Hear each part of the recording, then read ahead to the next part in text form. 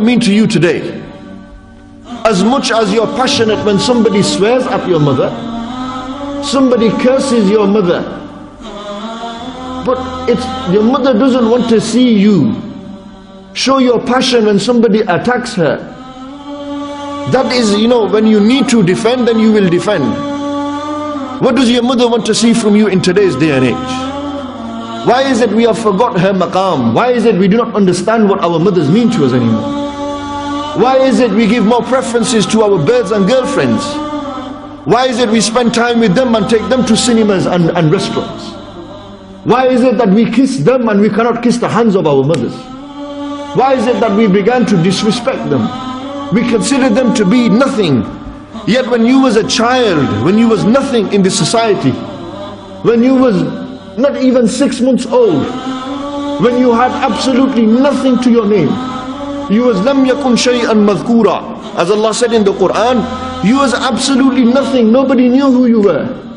You was nobody. Your auntie didn't want to know you. Your grandfather and grandmother didn't want to know you. At times when you were hungry, who was there to feed you? At times when there was no one to clothe you, who was there to clothe you? At times when you fell down, who picked you back up? Yet this very same mother that we have forgotten in today's society, the very same mother that you degrade, this is the sad reality of the day and age we live in. That when you hit the age of 16, 17 years old, you think to yourself that, yeah, I've achieved something, I'm something big now. You hit university and you think, I'm bigger than my mother and father. I own my mother and father now. I am the one who is better than my mother and father. When it comes to this issue when it comes to the mas'ala of rishta and choosing your husband and your wife for you, you think you know better than your mother and father. You think your mother and father are nothing now. Because why? Society has given you this arrogance inside you. Society has put such arrogance inside you that you think, I am greater than my mother and father. That's the reality of the day and age we live in.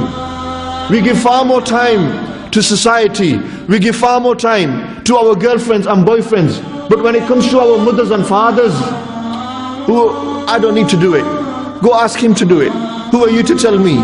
These are the answers that we are giving to our mothers and fathers. When Allah subhanahu wa ta'ala in the Quran has told you, وَقَدَى رَبُّكَ أَلَّا تَعْبُدُوا إِلَّا إِيَّاهُ وَبِالْوَالِدَيْنِ إِحْسَانًا, that Allah Almighty has ordered you, Allah Almighty has preordained and destined for you, He has written for you, He has told you, وَقَدَى رَبُّكَ أَلَّا تَعْبُدُوا إِلَّا إِيَّاهُ, that you should not worship anyone except Allah subhanahu wa ta'ala. You worship Allah Almighty alone. Amazing how in this ayat of the Quran, immediately after the ibadat and the worship of Allah Almighty, Allah Almighty has connected the status of your parents by saying, وَبِالْوَالِدَيْنِ إِحْسَانًا, and be good and dutiful to your mother and father. Respect your mother and father. Amazing how Allah Almighty has, after His remembrance and His worship, immediately He has mentioned not zakat. Allah subhanahu wa ta'ala hasn't mentioned to you about Saum. Allah Almighty hasn't mentioned namaz to you here. Yet namaz is the greatest ibadat.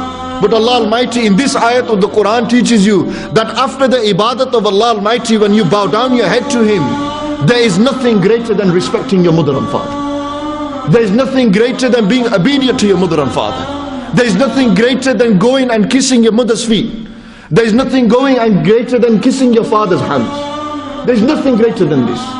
You could become the biggest gangster. You could be the Al Capone of society. You could become the Tony Montana of society. You could become the biggest footballer in society. You could have the reputation, the cars, the women. You could have the reputation of being the biggest drug dealer in Sheffield.